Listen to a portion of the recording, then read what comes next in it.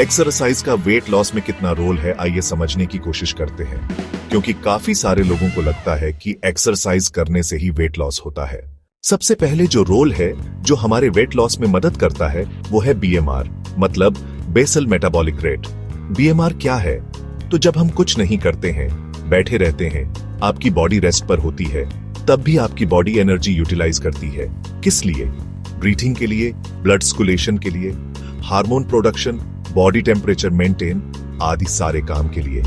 आप दिन भर बैठे ही रहेंगे, कुछ नहीं करेंगे, क्या फिर भी आपको 24 घंटे तक भूख नहीं लगेगा? लगेगी।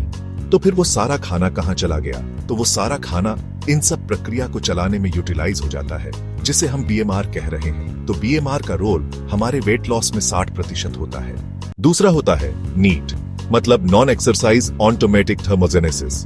दिन भर में आप जाने अनजाने में काफी सारी एक्टिविटी कर लेते हैं, जैसे कि किचन में कम कर रहे हैं, पानी का गिलास उठा रहे हैं, घर में मूवमेंट कर रहे हैं, गर्दन हिला रहे हैं, छत पर जा रहे हैं आदि। ये सारी छोटी छोटी एक्टिविटी नीट के अंदर आती है। इसका हमारे वेट लॉस में 25% रोल होता है। तीसरा होता है थर्मिक इफेक्ट ऑन फूड। अब ये क्या है? बॉडी को हमारे किसी भी फूड को डाइजेस्ट करने के लिए एनर्जी की जरूरत होती है, जिसे ही हम थर्मिक इफेक्ट ऑन फूड कहते हैं। इसका हमारे वेट लॉस में 10% रोल होता है। तो टोटल कितना हुआ? BMR 60% plus neat 25% plus thermic effect on food 10%, total 95%। तो फिर बचा कितना?